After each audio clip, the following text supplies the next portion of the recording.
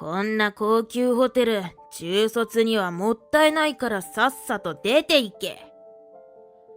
今日は中学の同窓会。元同級生の希望で地元で一番の高級ホテルを抑えた。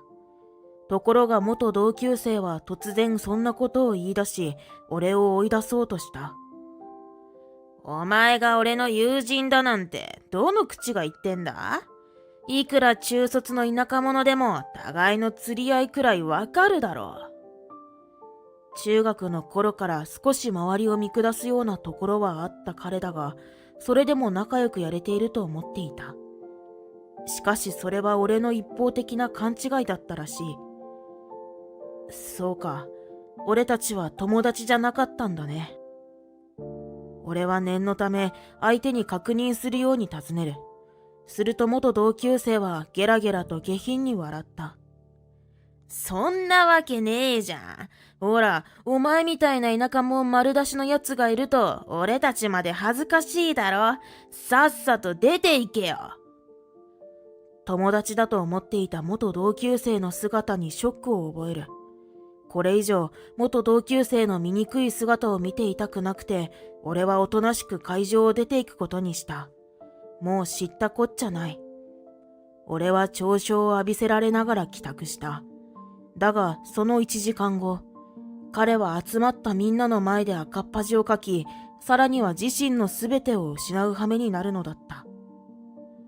俺の名前は大谷信之。俺の家は片田舎にある。だが先祖がそこら一帯の庄屋だったこともあり、現在も広大な土地を持つ大地主の家柄だ。それもあってか、ここが村から町になった今でも、ご近所からは丁寧に挨拶をされたり、近所で困ったことが起きると、誰かが祖父や両親へ相談しに来たり、ということがたびたびある。けれど、俺は小さな頃からそんな田舎臭い地元も、土地だけは持っているがさほど金持ちというわけでもなく、面倒事だけ押し付けられる実家のことも嫌っていた。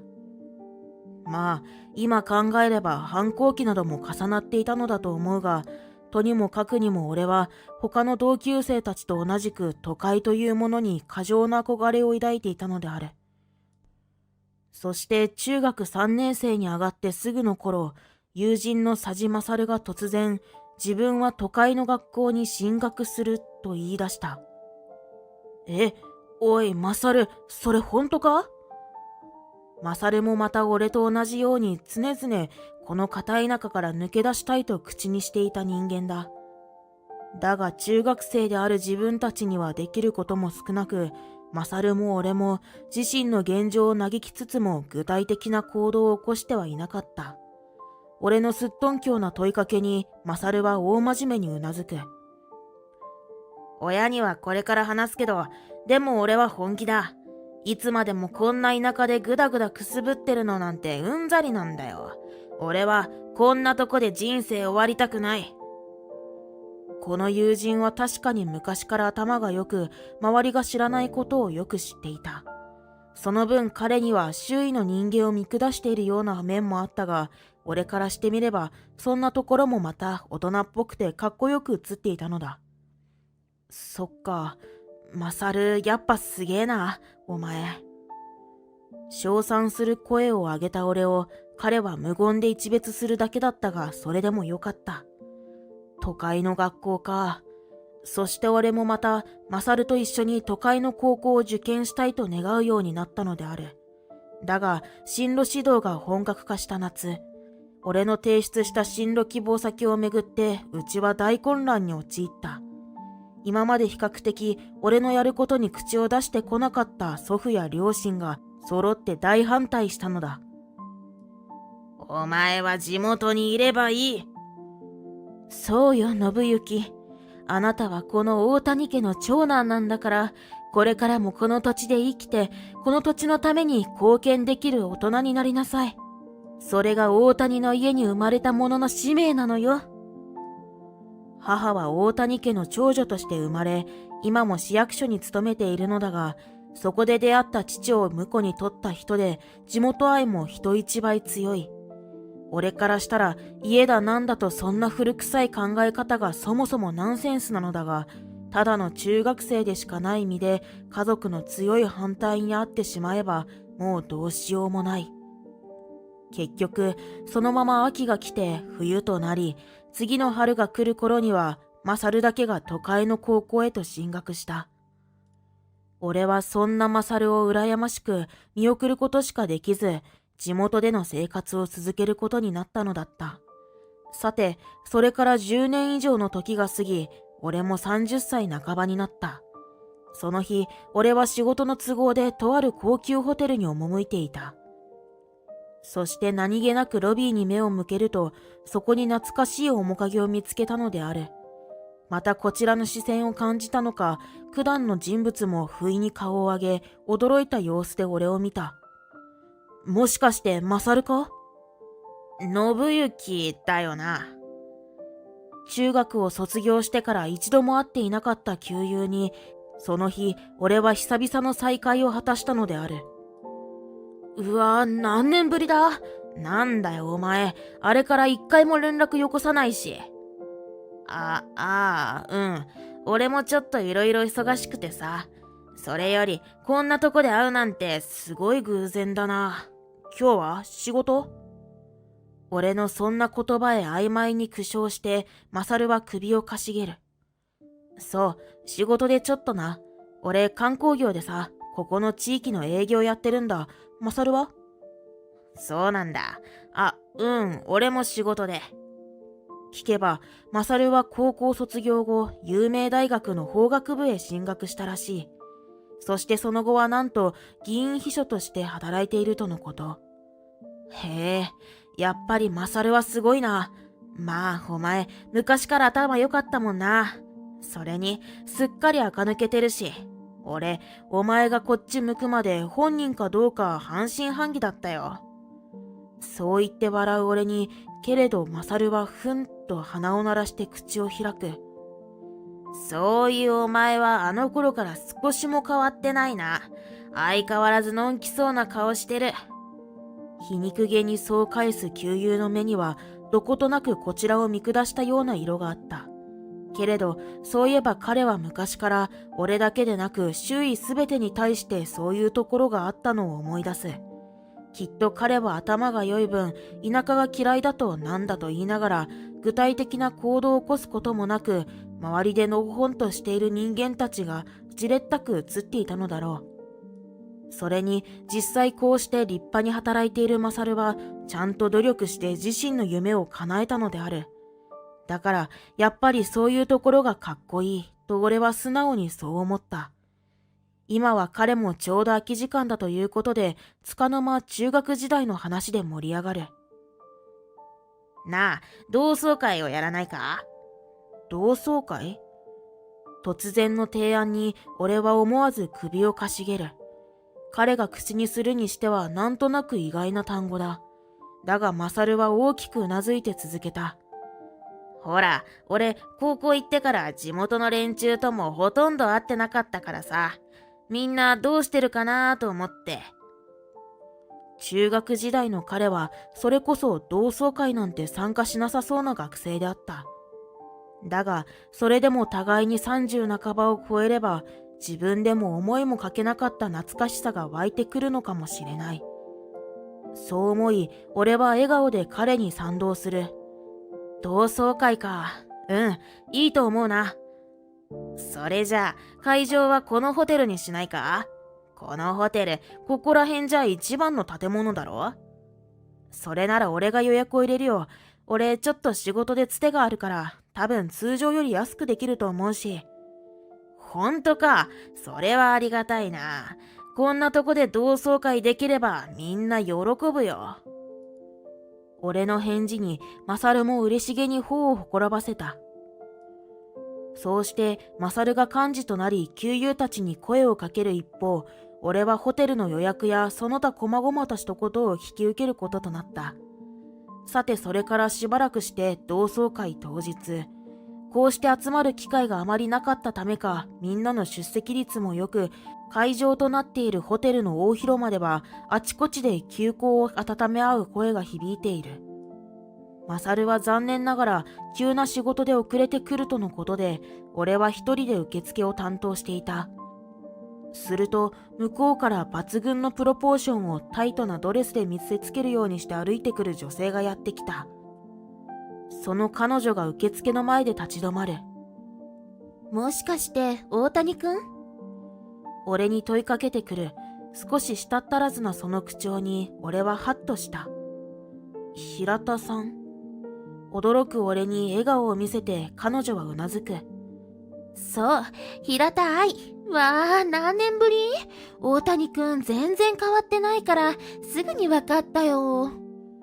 そういう平田さんは今やすっかり大人の女性へと変わっていた。実は俺は中学の時、彼女のことが好きだったのだ。というか、あの中学に通っていた男子のほとんどは彼女のことが好きだったと思う。こんなに完成された美しさこそ備えていなかったが、当時から彼女は美人として有名で、他校からも見物人が来るほどのみんなのマドンナ的存在だった。そんなマドンナに俺はもちろん告白なんてする勇気はなく、むしろ同じクラスでありながらまともに会話したことすら数えるくらいであった。そして彼女もまた、マサルと同じように都会の高校へと進学したため、今日まで会うことすらなかった。平田さんは綺麗になったね。あ、元から美人だったけどさ、さらにって意味で。そうかな。でもありがとう。ドレス奮発した甲斐があったな。そう言って相手に甘えるような上目遣いでニコリと微笑む平田さんに、俺は思わず顔を赤くしてしまった。だがその時、俺の女に慣れ慣れしくするな。不機嫌そうな声色が割って入ってくる。あれ、マサル？早く来れたんだな。よかった。にしても、俺のって。仕事帰りらしいスーツで姿を現したマサルが仏頂面で俺を睨んでくる。俺、愛と3ヶ月前に婚約したんだよ。え、そうなんだ。驚く俺をちらっとあざけるように一別して、それから彼は俺と平田さんの間に体を潜り込ませると、こちらに見せつけるようにして彼女の腰に手を回す。そして平田さんは平田さんで、あからさまな相手の態度にもっと困った声を出しながらも、まんざらでもなさそうな様子でされるがままとなっていた。2年前かな。マサルくんと再会して、それからご飯とか行くようになって。そうだったんだ。いい機会だし、同窓会で行っちゃえばって。てかマサルくんいつまでくっついてんの？もう、大谷くんもびっくりしてるでしょ？平田さんが甘えた様子でそんなことを言う。だが、マサルはさらに自身の体を婚約者へ寄せると、俺を完全に見下してるかのようにして皮肉げに頬をつり上げ、ははっと勝ち誇った笑いを浮かべる。別に、アホ面の田舎連中にどう思われてもいいだろう。むしろ俺は奴らに見せつけたくて同窓会を開いたんだよ。お前らがのんきに遊んでる間に必死に勉強してたおかげで、今はこんないい暮らしができてますって。そしてマサルが平田さんの耳元で、お前みたいな美人と婚約もしたしな。とつぶやけば平田さんも、もう。などと形ばかり戸惑うふりをして腰をくねらせた。よく見れば彼女の左手薬指には大きなダイヤモンドが挟まった指輪が輝いている。俺の視線に目ざとく気づいた彼女は可愛らしく笑いながらもどこか自慢するようにして俺の前に左手を掲げた。これ、彼に買ってもらったの。こんな大きい石じゃなくていいって言ったのに。嘘つけ。大きいのじゃないと自慢できないって散々言ってただろ。ひどい。でも、ちゃんと大きいの買ってくれたから、マサルくんのそういうところ好き。そうなんだ。どうでもいいが、彼らが場所も考えずにイチャイチャするせいで、受付前が先ほどから混雑している。二人の婚約やマサルの俺に対する急な態度の変化に戸惑いながらも、俺は見かねて声を上げた。ごめん。その話は後でゆっくり聞きたいから、とりあえず中に入ってもらえる？あ、そうだ。あと、マサルにはここの支払いのことで話があって。話を終わらせようと促す。だがそんな俺の態度が気に食わなかったのか、マサルが再び俺を睨みつけてくる。そして彼はちっと舌打ちを一つ落とす。お前のそういうところだ。低い声で吐き捨ててきた。俺のそういうところって。ただののんきな田舎者のくせして、そういうとこだけ選ぶって。庄屋の家系かなんだか知らないが、何が大谷家だ。土地だけ持ってて大して金持ちでもないのに、みんなして大谷さん大谷さんって。ついぞ見たことがないような暗い顔をしたマサルがそんなことを言ってくる。じっとりとした重さを持ったそれに、俺は思わずあっけに取られてしまいながらも必死に首を振った。選ぶるって、そんなこと一回だって思ったことないよ。それに、俺から見たら頑張って努力して自分のやりたいことを貫き通してるマサルの方がよっぽど。うっさい。つーか、お前はいっつもそう。大した努力もしないで周りに流されて、でも気づいたらみんながお前には一目置いてる。キロッとマサルが俺を眠めつける。お前、のけ者にされてた俺に優しくして満足だったかよ。あんな奴にも優しくして、さすが大谷のこの家だって褒められて。言っとくが、俺はそんなお前にまとわりつかれて大迷惑だったよ。そんな、俺、本当にそんなこと。都会に出たのもお前と離れるためだ。あざけるようなマサルの笑い声があたりに響いた。確かに中学時代、彼はみんなから仲間外れにされていた。けれどそれは彼があからさまに周囲を見下していたからだ。彼が最初に周りを拒絶したから、周りも彼を拒絶した。それでも彼の努力する背中を俺はかっこいいと思っていたから、だから俺は彼のそばにいたのだ。けれど、それはマサルにとっては望んだことではなかったのだろう。そしてそれに気づかなかった俺は、のんきな田舎者と罵られても仕方ないのかもしれない。そう思い、返す言葉をなくした俺に、マサルは追い打ちをかけるがごとく言い募る。本当にお前と離れられてせいせいした。今じゃお前は田舎のしがない観光案内。一方俺は輝かしい学歴と議員秘書という肩書きを持ち、そしてお前の好きだった女まで俺のものと来た。そうだったの？まあ、大谷くんのお家の奥さんってのも田舎にしては捨てがたいと思うけど。ごめんね。自身の婚約者の一言に場違いな笑い声を上げる平田さん。それを咎めるどころかニヤニヤと一緒になって笑うマサルがさらにいたぶるようにして俺を見やる。お前が俺の友人だなんてどの口が言ってんだ？中卒の田舎者でも互いの釣り合いくらいわかるだろう。何がこのホテルにはつてがあるだ。中卒が生きってカッコつけてんじゃねえぞ。つてってどうせ前にもらったクーポンが使えるとかそんなだろと笑うマサルに追従するかのように平田さんもクスクスと肩を揺らす。そして二人は無情にも俺を追い出しにかかった。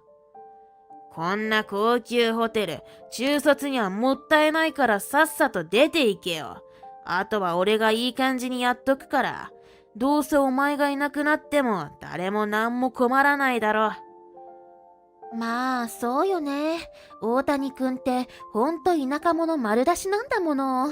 こんな人と同級生だって思われたくないわ。こっちまで田舎臭くなっちゃうじゃない。とどめの言葉を口にしてケラケラと楽しそうに二人が笑っている。友人だと思っていた相手のそんな姿を見たくなくて、俺はもうそれ以上何も言わず彼らに背を向け会場を後にしたのだった。それから1時間後、俺は家に帰る気にもなれず、近所の居酒屋に入っていた。マサルがあんな風に思っていたなんて。そのことに打ちひしがれながら地酒をちびちびと飲む。その時、スマホが着信を知らせた。無視していると一度切れて、そして間を置かず再度着信する。出る気になれず無視を続けていたが、しつこくなるので、俺は仕方なくその電話に出ることにした。すると電話の向こうの相手は開口一番、どうなってんだよ、と怒鳴りつけてくる。今支払いをしようとしたら500万って言われたぞ。お前、会費で賄える程度だって言ってただろうが。そう言って怒鳴るのは先ほどひどい言葉で俺を追い出したマサルだ。その大声に眉根を寄せながらも俺は淡々と答える。まあ、正規料金ならそんなものだろうな。お前だって言ってたじゃないか。中卒には似合わない高級ホテルだって。すると明らかに苛立った彼がさらに大きな声を上げた。はあ？そんなの払えるわけないだろ。お前、あれほど自慢げにしてたつてはどうなったんだよ。その言葉に俺は思わず笑ってしまいそうになる。どうせクーポンだなんだとバカにしていた人間のセリフとはとても思えない。そして俺は電話口でわざとらしく明るい声を出した。そうだ、俺、お前に言ってなかったことがあるんだけど、俺な、実はそのホテルのオーナーなんだよ。その瞬間、マサルが絶句したのが電話越しに伝わってくる。けれどそれには構わず俺は続けた。まあ、でもせっかくの同窓会なんだし、みんなが喜んでくれればいいかなって、当初はだいぶ値引きしてたんだ。何よりマサルが幹事をやってくれるなら、俺はせめてお前の助けになろうって。そうなのだ。都会の高校に進学できなかったことで、なぜかマサルはこちらのことを中卒と思い込んでいたようだが、俺はその後、地元から通える範囲の高校と大学で経営学をみっちりと学んだ。そうして俺は生前分与で分けてもらっていた土地の一つを担保として銀行から金を借り、さらに大谷家が所有していた駅前の土地へ新しくホテルを建てることにしたのだった。正直、30半ばの今になっても、俺には大谷家の人間だからという自覚はあまりない。けれど、どうせここにいるのなら、祖父や両親があれだけ愛しているこの地元のことをもう一度よく知ってみようと思ったのだ。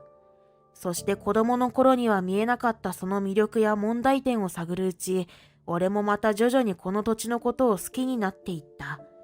そうして俺はこの土地のいいところを何とかアピールできないかと考えに考え、今の時代だからこそできるネットを駆使した方法で外に発信し始めたのである。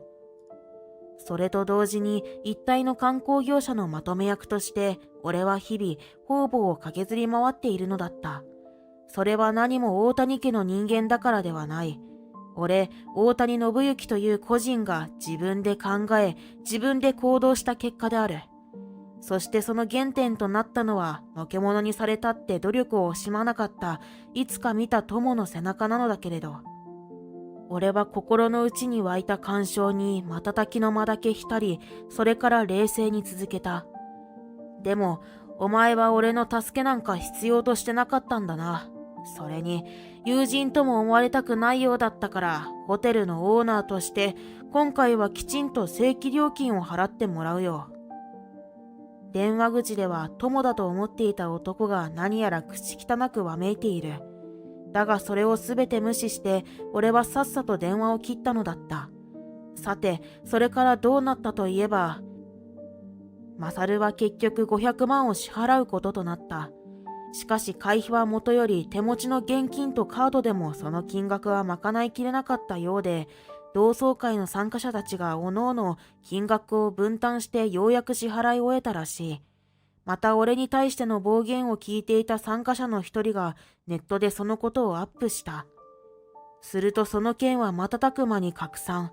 議員秘書というマサルの肩書きが裏目に出たようで、雇い主である議員本人まで火の粉が及び、彼はその責任を取って秘書を辞めざるを得なかったとのことだ。そして肩書きと仕事、社会的信用までを一気に失った婚約者を平田さんはさっさと見切ったようである。あのダイヤの指輪は慰謝料代わりに彼女がそのまま持って行ったのだとか。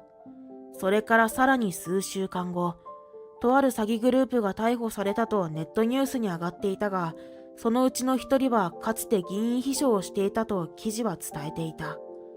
俺は他の大きな事件に流されていくそのネット記事を読み終え、スマートフォンの画面をゆっくりと閉じる。ため息を一つ吐き、意識を切り替えた。さあ、今日もやるべき仕事は山積みだ。おかげさまで、この土地の観光ビジネスはなんとか軌道に乗ってくれている。俺は日々の仕事に精を出しつつ、これからもここで自分に何ができるのかを考え、行動を起こし続けていこうと改めて誓ったのだった。